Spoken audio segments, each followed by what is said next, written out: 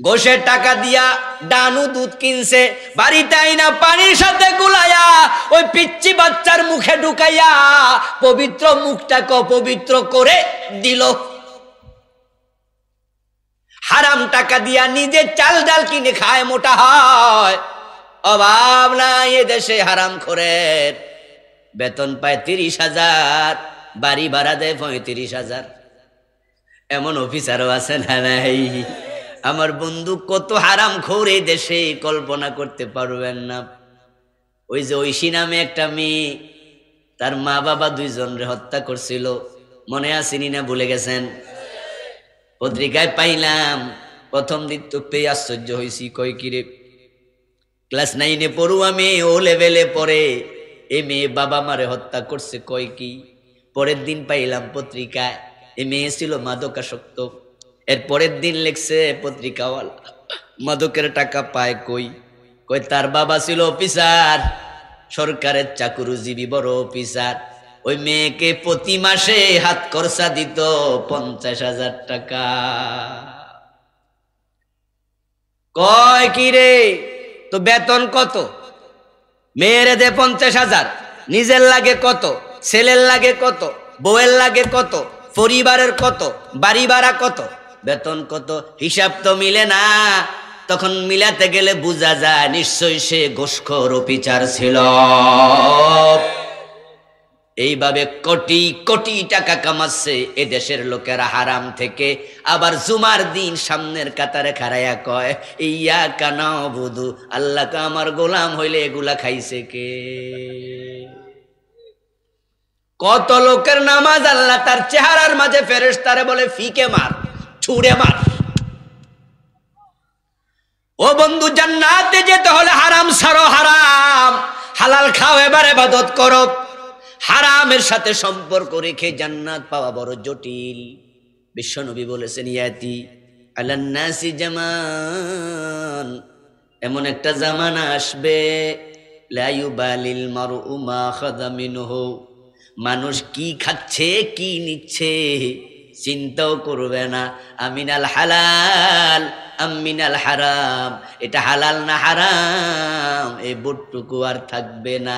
সামনে যা পাবে পকেটে ঢুকাতে থাকবে। নামাজিরা, রোজাওয়ালারা, হাজি গাজী সবাই হারামের সাথে লেগে যাবে। সুদের মতো একটি মহামারী আজকে তাম বাংলাদেশকে এমন ভাবে গ্রাস করে ফেলেছে। কেউ সুদ খায়, কেউ সুদ দেয়, কেউ সুদী ব্যাংকে চাকরি করে, লিখে, কেউ সাক্ষী থাকে। যারা খায় না, যারা দেয় না, যারা লিখে না, যারা সাক্ষী থাকে না, তাদের গায়ের মাঝেও সুদের দুলা বালি লেগে যাচ্ছে কোনো না কোনো ভাবে। এই জাতি সুদের চাপা একবারে ঘেরা করে পড়ে গেছে, বড় পাথরের মতো চাপায় পড়ে গেছে। সুদী ব্যাংকে চাকরি করে, আবার হে মসজিদের সভাপতি। ও বন্ধু, এলাকায় মসজিদে এসি দিছে কে? কৌমকে কোন জায়গায় চাকরি করে খোঁজ নিয়ে দেখি সুদী ব্যাংকে। উনি কি ভাবছে? ভাবতেছে হারাম খাই, আবার মসজিদও তো দেই, তো আল্লাহ হারাম খাইলে ধরবো, মসজিদ বানাইলে ছাড়বো। এজন্য সিনেমা হলের মালিক আবার মসজিদ নিজের টাকা বানায়া দেয়। এমন ঘটনাও বাংলাদেশে আছে। সিনেমা হলের মালিক মসজিদ বানাইছে। মানেটা কি? এর মানেটা কি? এর মানে হলো তার মাথায় শয়তান এমন বুদ্ধি দিছে।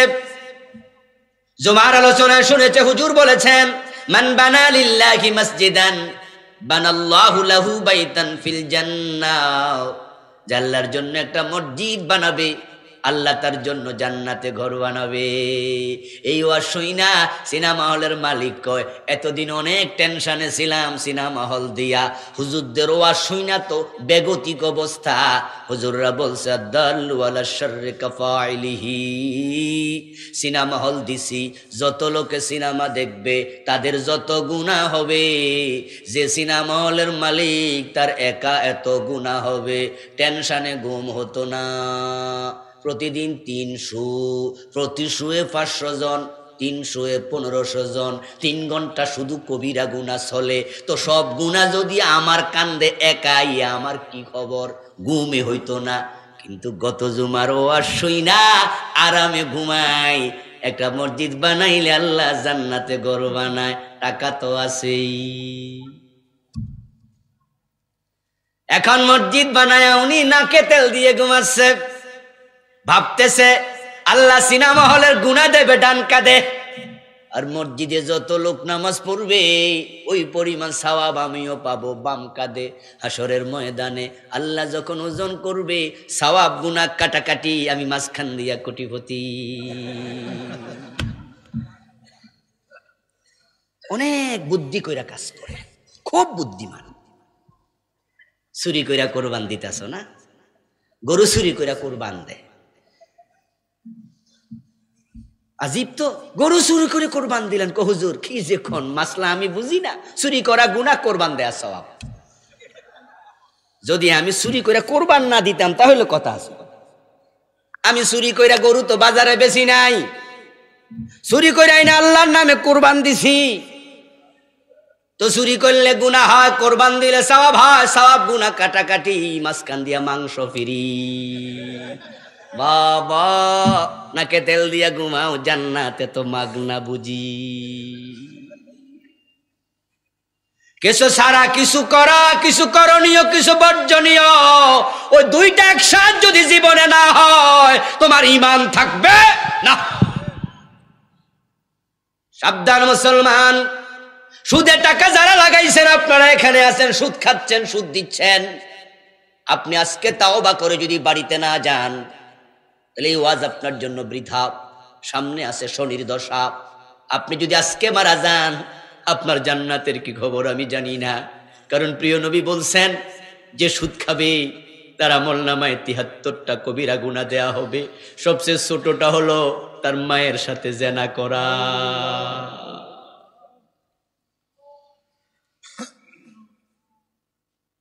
ইন্নালির রিবা ৭৩ বাবা আইসারু আন ইয়ানকিহার রাজুলু উম্মাহু। সুদ খেলে ৭৩ গুনার মাঝে সবচেয়ে ছোটটা হলো মারে বিয়ে করা। রাসূল শালীন শব্দ বলেছেন, এখানে মার সাথে তো ছেলের বিয়ে হয় না, তিনি বুঝাইতে চাইছেন মায়ের সাথে ব্যভিচার করা। এত নিচে থাইকা আপনি মরলে কিসের জান্নাত, কিসের জান্নাত? সবচেয়ে ছোটটা যদি মায়ের সাথে ব্যভিচার হয়, বড়টা কি? আল্লাহ তাআলা কোরআন মাজিদে বলছেন, বড়টা হলো আল্লাহ এবং রাসূলের সাথে যুদ্ধ করা। ইয়া আইয়ুহাল্লাযীনা আমানু তাকুল্লাহা ওয়া দারু মা বাকিয়া মিনার রিবা ইন কুনতুম মুমিনিন। আল্লাহ বলো, ঈমানদারেরা, খেয়াল করে শুরুতে ইয়া আইয়ুহাল্লাযীনা আমানু, শেষ হইল ইন কুনতুম মুমিনিন। কেমনে মাঝখান দিয়া আটকাইছে, পাশে দুইটা শব্দ দিছে। ও ঈমানদার, তোমরা আল্লাহকে ভয় করো। কাকে? এবং যত সুদের টাকা পাবলিকের কাছে লাগায় রাখছো এটা ছেড়ে দাও। আজকে গিয়ে বলো, ও ভাই আমার, আমি এখন থেকে আর সুদ নেব না, আমার আসল টাকাটা ফিরাইয়া দাও, সুদের ব্যাপারে আমি তাওবা করলাম। বলো বলো বলো, ইন কুনতুম মুমিনিন, যদি তুমি মোমেন হও।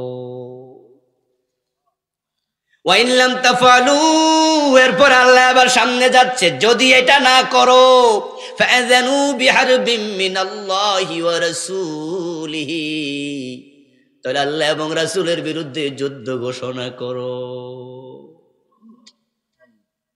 মানা কালা দিরহাম রিবা ওয়া হুয়া ইয়ালাম আন্নাহু আশাদ্দু মিন 36 জিনা। অন্য হাদিসে প্রিয় নবী বলেন, যে ব্যক্তি জেনে শুনে 1 টাকা সুদ খায়, তার আমলনামায় 36 বার জেনার গুনাহ লিখে দেয়া হয়।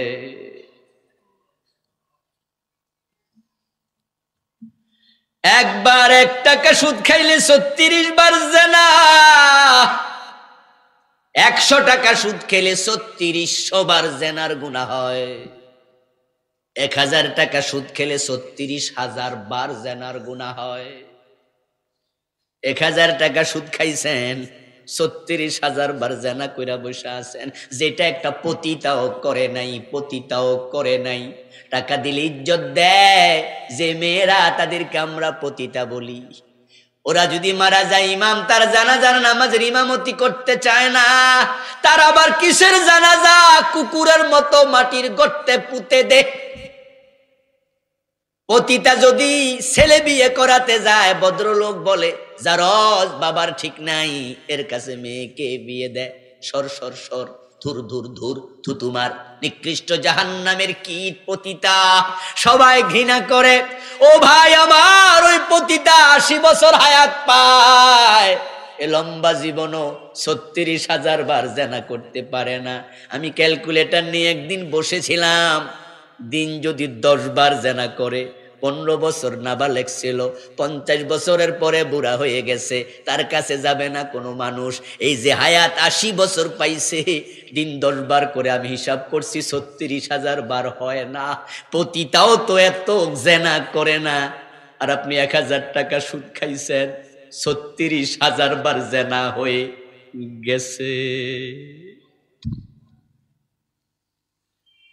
ওই পতিতাকে যদি থুতু দেয়া লাগে, তাকে এত ঘৃণা করেন। যারা সমাজের সুদখোর, ওদেরকে ধরে স্যান্ডেল দেয়া দরকার আছে না নাই? কিন্তু আমরা তো, যার পেট যত বড় তার সালাম তত বেশি। ওই সুদের ব্যাংকের মালিক সুদ খায়, শুধু সুদ খায় না, সুদ দেয় কোটি কোটি টাকা, মানুষকে সুদের সাথে জড়াইয়া ফেলছে। ওই সুদি ব্যাংকের গভর্নর যারা, সুদি ব্যাংকের এমডি যারা, সুদি ব্যাংকের ম্যানেজার যারা, সুদি ব্যাংকের মালিক পক্ষ যারা, তাদেরকে ভোট দিয়া দিয়া নেতা বানায়া দেয়, মনে আছে না নাই? ওরা সমাজের হত্যাকর্তা। আমার বন্ধু, কার জন্য সুদ খান, কার জন্য হারাম খান? নিজের জন্য এত টাকা তো লাগে না। আচ্ছা বলুন তো, আমাদের দেশে যারা রিক্সা চালায়, দিন 500 টাকা কামাই করে, এমন রিক্সাওয়ালা আছে না নাই? আরে ভাই, এখন তো ঢাকা শহরে কম করলেও করে 700, 800, 1000, 1500। গ্রামে যদি রিক্সা চালা, তাও 500 টাকা হয়ে যায়, মাসে 15,000 হয়ে যায়। যারা দারোয়ানি চাকরি করে, তারাও 10,000 টাকা বেতন পায়। এখন 5-7,000, 10,000 টাকা, 20,000 টাকা মাসে কামানো কোনো ব্যাপার না। এবার আপনাদের কাছ থেকে আমি একটু জানতে চাই, আচ্ছা যে পরিমাণ টাকা মানুষ কামায়, ডাল ভাত নিয়ে খাওয়ার 1 মাসে বেঁচে থাকার সুযোগ আছে না নাই? আচ্ছা যারা ভিক্ষা করে, তারাও যদি সিদ্ধান্ত নেয় হারাম খামু না, শুধু ভিক্ষার ডাল ভাত দিয়া, তারাও চলার সুযোগ আছে না নাই? তা আপনি লাখ টাকা থাকার পরও কেন সুদ খান? বরং 1000 কোটি টাকার মালিক, সেও আবার অন্যায় করে, আরো চাই, আরো চাই, আরো চাই। একটা মাত্র কারণ, সেটা হলো তাকে লোভে পাইছে। এই দুনিয়ায় সেই বেশি চায়, যার আছে ভুরি ভুরি, রাজার হস্ত করলো সব কাঙ্গালের ধন চুরি। যার যত বেশি আছে, আরো চাই, আরো চাই, আরো চাই।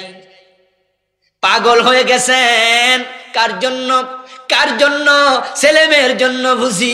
কান খুলে শোনো দোস্ত, হারাম খায়া তুমি বিল্ডিং বানাইছো, 2 তলা 3 তলা 4 তলা 5 তলা ফাউন্ডেশন দিয়ে বিল্ডিং বানাইছো। ইঞ্জিনিয়ার বলে দিছে এই বিল্ডিংটার গ্যারান্টি কমপক্ষে 100। বাংলাদেশে যে বিল্ডিং গুলো বানানো হয়, যদি নিয়ম ফলো করে 100 বছর অ্যাভেলেবেল গ্যারান্টি দেয়। এবার একটু হিসাব মিলান তো, 100 বছর বিল্ডিং থাকবে, আজ থেকে 50 বছর পরে বিল্ডিং এ যারা থাকবে তাদেরকে চিনেন নাকি? আজ থেকে 80 বছর পরে যে থাকবে তাকে চিনেন? আজ থেকে 100 বছর পরে যে থাকবে জানেনই না কে থাকবে। আপনার ছেলের ছেলের ছেলের ছেলে, পঞ্চম পুরুষ। এবার হিসাব মিলান, বানাইলেন আপনি, থাকবে কে জানেনই না, অথচ কবরে হিসাবটা কেটে দেবে আমনে। আচ্ছা এখানে তো অনেক জ্ঞানী গুণী পণ্ডিত লোক আছেন, আপনার বাবার বাবা, বাবার বাবা, বাবার বাবা কে নাম কোন? আমিও জানি না।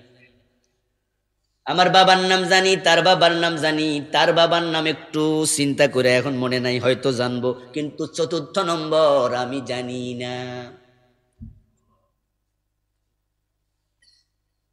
ও বন্ধু, নামটাই জানি না, অথচ আমার ওই বেটা জায়গা কিনছে, ওই বাড়িতে ঘর বানাইছি। আমি থাকমু বেড়া সুদ খাইয়া যদি কিনে, গোশ খাইয়া কিনে, কবরে ফিডা খাইতেছে কেডা? ও বেড়াই তো বানাইলো কাল লাইগা, থাকলো কেডা? মাইর খায় কেডা? এর সে বোকা আর আছে কে? ঠিক না? এর সে বোকা আছে কে? যখন আসে কোরবানির ঈদ, প্রায় বাজারগুলোতে, গরু বাজারে মাইকিং করে বাজারের কর্তৃপক্ষ, পকেট সাবধান। আপনাদের এলাকায় করেনি, আমাদের কুমিল্লায় করে, আমি দেখছি বড় বড় বাজারে মাইকিং করে, পকেট সাবধান। এর কারণ গরু বাজারে দুই হাতের ব্যবসা, দুই আঙ্গুলের ব্যবসা বেশি চলে। কিছু লোক আছে পকেট মার, তারা বড় ট্রেন্ড, বড় প্রশিক্ষণ প্রাপ্ত, কেমনে জাঙ্গুল ঢুকায় আপনি টেরও পাবেন না। খুব ভালো ইঞ্জিনিয়ার, এই বিষয়ে খুব অনেক বড় মাপের আপনার অভিজ্ঞ। সুবহানাল্লাহ, কেমনে যে ব্লেড দিয়ে কেটে ফেলবে আপনার পকেট, গায়ে কিন্তু লাগবে না, গায়ে লাগলে টের পাইলে কি লাগবেন না। প্রশিক্ষণ, খুব ভালো প্রশিক্ষণ। আঙ্গুল ঢুকাইয়া দিছে, 1 লাখ টাকার একটা বান্ডিল উঠে গেছে। 50,000 টাকার বান্ডিল উঠলে তো সারছে কাম। 150,000 টাকার নোট 50,000 টাকা, 500 টাকার নোট 50,000 টাকা, 1,000 টাকার নোট 1 লাখ টাকা। এই টাকা পাওয়ার সাথে সাথে তার মনে আনন্দ ধরে না। দোকানে ঢুকে কত কিছু কিনে, চাল কিনেছে, ডাল কিনেছে, মুরগি কিনলো, গোস্ত কিনলো, আলু কিনলো, পেঁয়াজ কিনলো, আঙ্গুর, বেদানা, দানা যা আছে সব কিনে নিল। বাড়ি যাওয়ার পরে একা খায় না, অন্যরাও আছে। ছেলে খায়, মেয়ে খায়, বউ খায়, শ্বশুর শাশুড়ি, মা বাবা সবাই মিলে খায়। পরের দিন আরেক বাজারে গেছে, আঙ্গুল ঢুকাইছে, সাথে সাথে ধরা খাইছে। আর একজন দৈরাই কয়, পকেট মার ধরেছি। চারিদিক থেকে ভাদ্র মাসের তাল পড়তে আর 1 সেকেন্ড লেট। বাজারের অভিজ্ঞতা দেখবেন, যখন পকেট মার ধরা পড়ে, কিল কাকে বলে? যে বেটা টিকটিকি দেখলে দৌড় মারে, পকেট মার পাইলে সেও কিল মারে। হ্যাঁ, এবং বাড়ি যেয়ে বউর সাথে গল্প করে, আমারে চিনো? পকেট মার পিটছি। বউ কই, তোমারে দিয়ে ইন্দুর মারাইতে পারি না, তুমি পকেট মার মারছো। বিশ্বাস না হইলে বাতিজারে জিগাও, হেও আসিল। বাতিজা কই, জি শাসি। আবারে শাসার আজগার সাহস যে আমি দেখছি। মসজিদে জুতা চোর পাইলে এসকো বাইরা যায়। জুতা চোর ধরা পড়ছে, ভাইরে ভাই, সব মুসল্লি বিদ্রোহী, মাইরা কুলাইতে পারতেছে না। কয়জনে মারবো, বেড়া তো ছোট্ট, কিল দেওয়ার জায়গা নাই। আলগার দাঁড়ায় দাঁড়ায় কয়, মাথা কামাই দাও। আরেকজনে কয়, ইসলামের আইনে হাত কেটে দাও। বাহ বাহ বাহ, কি আল্লাহর আইনওয়ালা। গরিব জুতা চোর পাইছ, হাত কেটে দিচ্ছ।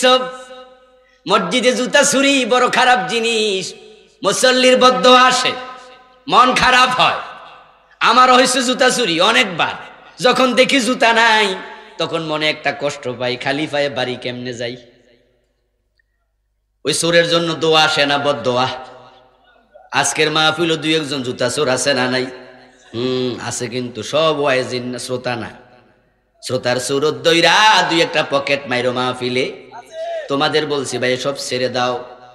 কারণ মসজিদে মুসল্লি নামাজ পড়ে এসে যখন জুতা পায় না, মন থেকে এমন একটা বদদোয়া দেয়, এটা তোমার জীবনকে সারখার করে দিতে পারে। কিন্তু গরিব জুতা চোর হেরে পাইলে সবাই মিলে কিলাইলো। আমি বলি, ও বেটা যদি 40 বছর জুতা চুরি করে 10 লাখ টাকা জমাতে, হেরে এত কিলানি কিলাইলেন। আর যেই চোরেরা কলমের খোঁচায় দেশের 500 কোটি টাকা চুরি করলো, মালয়েশিয়া বাড়ি বানাইলো, হেরার ভোট দিয়া মেত নেতা বানাইয়া দিলেন, এটা তো সুবিচার হতে পারে না। ওরারে ধরে আরো বেশি কিলানো দরকার আছে না নাই? তো হ্যাঁ, কিলান না কেন? কেমনে কিলাবেন? নেতারা তো টাকা দেয়। জিন্দাবাদ দিলে বিড়ি দেয়, বিড়ি আছে না, বিড়ি খায় ভোট দিয়া দেয়। অনেক ভোটার আছে 500 টাকার নোট দিলে আর হুঁশ থাকে না। কয় ভোটার কজন আছে ঘরে? কয় 5 জন। কয় ধরেন দিলাম। গন্যা দে 2500। ও বাবা, এত টাকা! উনার মতো নেতারে ভোট না দিয়ে দেই কারে? আমি বলি যে সমস্ত ভোটারেরা নেতাদের থেকে টাকা নিয়ে ভোট দেয়, ওরা কোন লজ্জায় কাজ ছাড় যে আপনি কাজ করবেন? তোমাদের শরম লাগে না? এই ইউনিয়ন নির্বাচন এখন তো চলছে সারা দেশে, বিভিন্ন জায়গায় গিয়ে শুনি যে 5 কোটি টাকা ইউনিয়ন নির্বাচনে খরচ। কয় কিরে এত কোটি টাকা? জি হুজুর 5 কোটি, 2 কোটি, 3 কোটি, 30 লাখ, 50 লাখ, 1.5 কোটি। আমি এক চেয়ারম্যানকে জিজ্ঞেস করছি, আচ্ছা ভাই এই যে বললেন যে 3 কোটি খরচ করছে, আচ্ছা বাজেট পাইবো কত? কয় হুজুর 5 বছর মিলেও 3 কোটি হবো কিনা আল্লাহ জানে, তবে কি সব দা খাইলেও তো শেষ হইব না। কয় না, আরো পানা থাকবো। এই চেয়ারম্যানে যদি কয় যে আপনি কাম করেন না কেন, কিল মারা দরকার না দইরা? এই জন্য আপনারা যারা আছেন ভোটার, যে এলাকায় থাকেন না কেন, যারা নেতা আছে, 1 টাকাও নেবেন না। যদি টাকা না নেন তাহলে দাবি করতে পারবেন কাজ করার জন্য, ঠিক না? আর উনারা মন থাকবে যে হ্যাঁ আমি কাজ করব। তাছাড়া ভোটে দেয় না চেয়ারম্যান সাহেব, আল্লাহ মাফ করুক, এই জাতির ওয়াজে ধরবো না। আমার বন্ধু বলতেছিলাম, পরের দিন বাজারে যায়া 2 আঙ্গুল ঢুকায়া ওই পকেট মার খাইছে ধরা। এখন যে বেটা ধরছে, বেটা তো পকেট মার বলে চিৎকার দিছে, চারিদিক থেকে মাইর শুরু। এই বেটা তোর বাড়ি কই? পকেট মাইর খাওয়ার ফাঁকে কয় আমার বাড়ি তো অমুক গ্রামে। কে তোর বাবা কেডা রে? কয় অমুক। আরে অমুক হলে নাম্বার দে। এবার মোবাইলে টিপা নাম্বার বাইর কইরা বাপের ফোন দিয়া কয় আপনি কি সলিমুদ্দির বাপ নি? কয় জি। আপনার ফুত্তো পকেট মাইর ধরা খাইছে, একটু বাজারে আইয়েন। দেখে সাথে সাথে মোবাইল কাটা। কয় সংযোগ দেয়া সম্ভব না। এর মানে কি? বাপ কয় এর সাথে আমি আর নাই। পকেট মাইর ধরা খাইছে আমার পুত, আমি বাজারে গেলে পাবলিক আমার কপালে চুমু খাইব না? আমি আর নাই। মোবাইলে বাবা পাওয়া যায় না, ছেলের খবর দেওয়া আসবে না, মেয়ের খবর দেওয়া আসবে না। ও প্রিয় ভাই, কান খুলে শুনুন, আলোতে দাঁড়াবেন, আপনার ছায়া অনেক লম্বা দেখা যাবে, কিন্তু যখন অন্ধকার আসবে দেখবেন নিজের ছায়াটাও সাথে নাই। বিপদকালে কেউ সাথে থাকে না।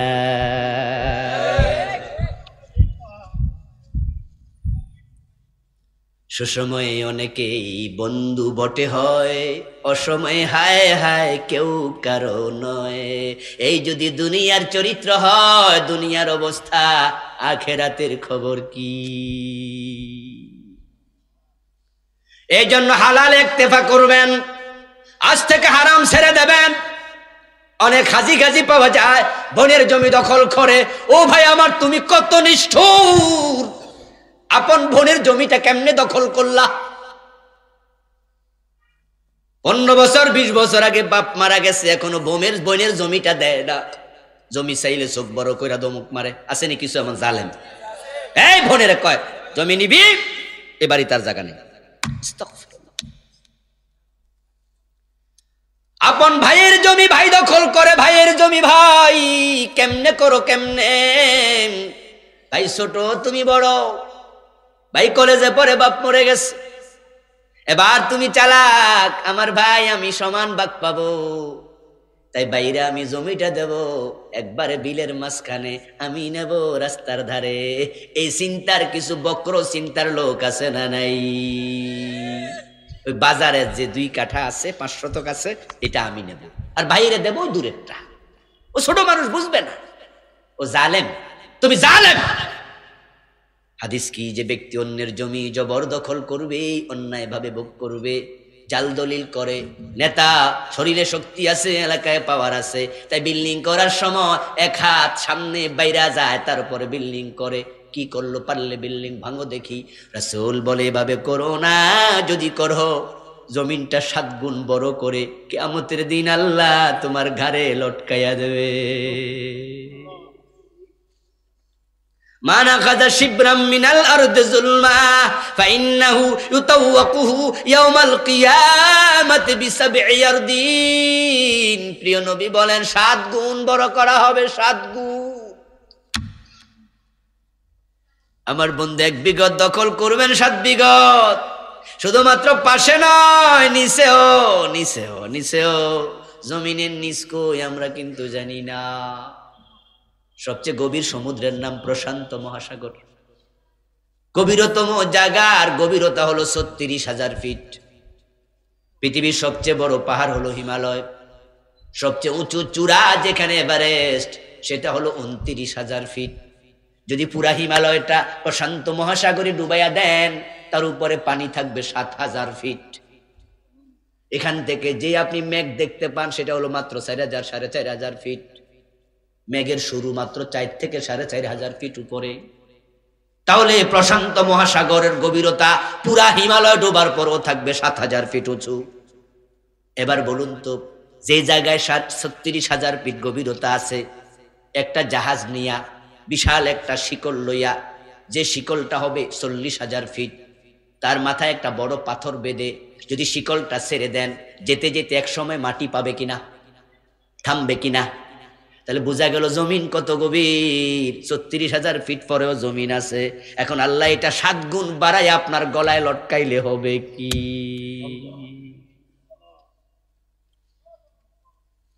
কার জন্য জমিন দখল করলেন? আপনি তো চলে গেলেন ৩.৫ হাত মাটির তলে।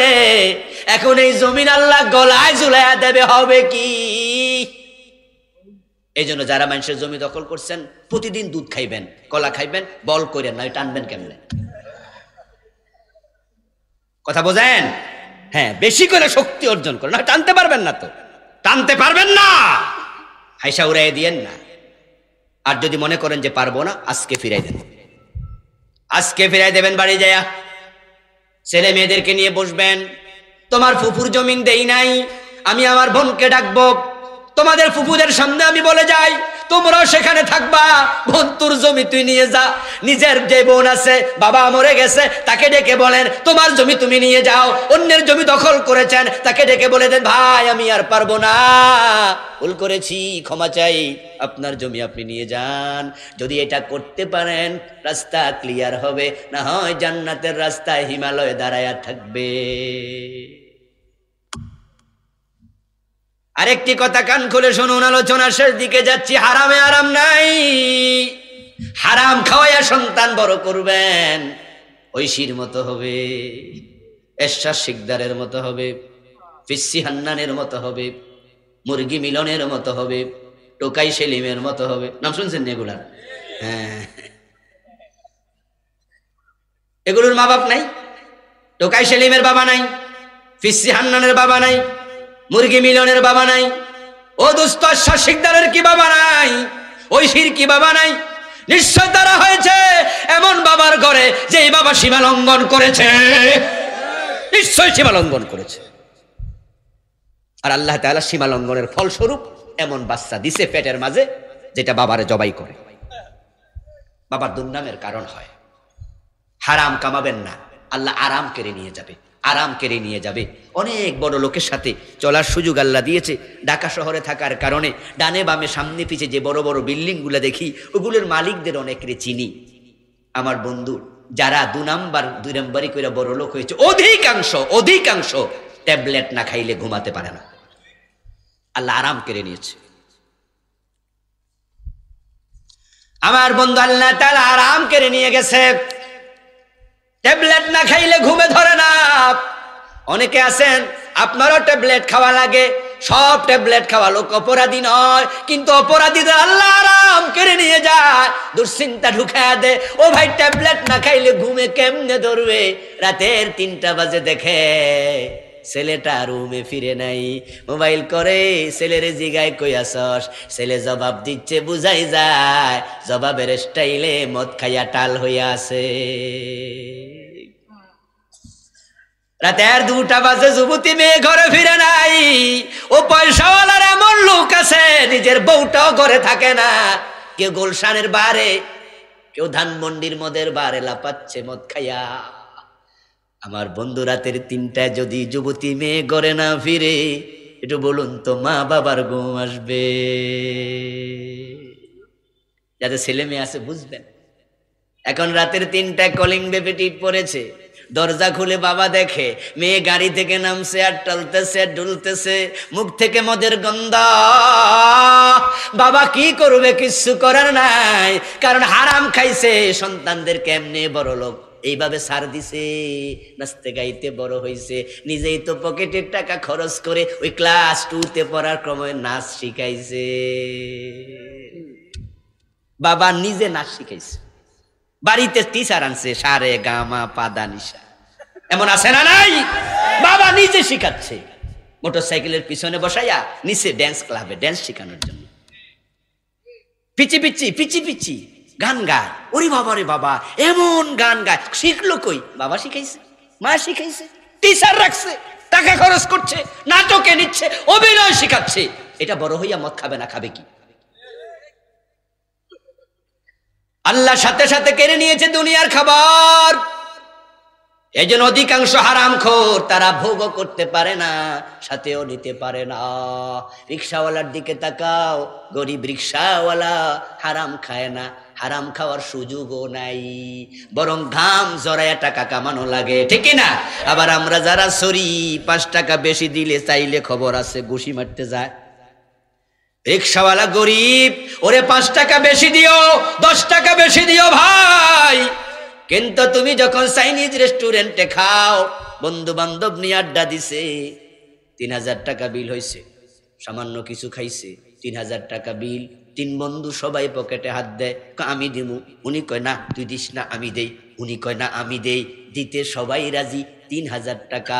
আসার সময় যে বেটা ওখানে হেল্প করছে তারে দিয়ে দে গিফট 500 টাকা বকশিস। আর রিক্সায় ওইটা রিক্সাওয়ালারা কয়ে বেটা যাবি নি? কয় হ্যাঁ। কত? কয় 20 টাকা। কয় 15 টাকা দিমু। কি এমন চরিত্র আছে কিনা? হেরে 15 টাকা দিব, 5 টাকা কম আরো। রিক্সাওয়ালা কষ্ট করলো ভাই আবার, তারপরে কি হয়? ওই রিক্সাওয়ালা হারাম কামাইতে পারে না, হালাল কামাই করে। দেখেন আল্লাহ জীবিকায় কত বরকত দেয়। তার বাড়ি নাই, গাড়ি নাই, আলিশান প্রাসাদ নাই, কিন্তু আল্লাহ রিজিকের দরজা খুলে দিছে। ওই বেটা সকাল বেলায় রিক্সা লইয়া বের হওয়ার আগে শুধু লবণ দিয়ে আর কাঁচা মরিচ দিয়ে 3 প্লেট খাইয়া লাইছে। লবণ আর কাঁচা মরিচ দিয়ে 3 প্লেট খাইয়া গামছা বাইন্দা তারপরে গেছে। দুপুর বেলায় পরোটা খাইছে 7টা। রাতের বেলায় বাড়ি ফিরছে, বউ আইসা ভাত দিছে, প্লেট দিছে, তরকারি আইনা দেখে ভাত নাই, ভাত দিয়া দেখে তরকারি নেই। খাইয়া শেষ, 5-6 প্লেট। আর কোটিপতির অবস্থা কি? ডাক্তার কইছে সকাল বেলায় 1টা রুটি খাইবা, ঠিক না? দুপুর বেলায় খাইবা ভাত, তবে হাফ কাপ, পুরা কাপ না। আর রাতের বেলা ফোলাফান খাইবো, তুমি চাইয়া থাকবা। কামাইছো, খুব কামাইছো নাকি? আচ্ছা, এই তোমার খাবার। আচ্ছা, যখন চলে যাবে চোখ বন্ধ করো, সাথে কত যাবে? সাথেও গেল না, খাইতেও পারলা না, কামাই করলা কেন? এই জন্য এগুলো আত্মপ্রতারণা, আত্মপ্রবঞ্চনা। সাবধান মুসলমান, আল্লাহর কাছে জান্নাতি মানুষ রূপে হাজির হতে হলে হালাল হারাম দুটাই বুঝতে হবে। রাসূল যা করতে বলেছেন করো, যা ছাড়তে বলেছেন ছাড়ো। একজন মুমিনের সাথে হারামের সম্পর্ক থাকতে পারবে না। হালাল ইক্তেফা করেন, স্বল্পে তুষ্ট থাকবেন, হালাল ভাবে কোটি টাকা আসবে বরণ করুন, 1000 কোটি টাকার মালিক হবেন হালাল ভাবে, নিষেধ নাই। হযরত ওসমান অনেক ধনী মানুষ ছিলেন, ঠিক কিনা? কোটি টাকা ছিল, আল্লাহর পথে দিয়েছেন, আপনিও দেবেন। আল্লাহ তাআলা আমাদের সকলকে হারাম মুক্ত জিন্দেগি যাপন করার তৌফিক দান করুন, বলেন আমিন। হাযা মা ইনদি ওয়াল ইলমু ইনদাল্লাহ। বসুন প্লিজ, উঠবেন না। স্টেজে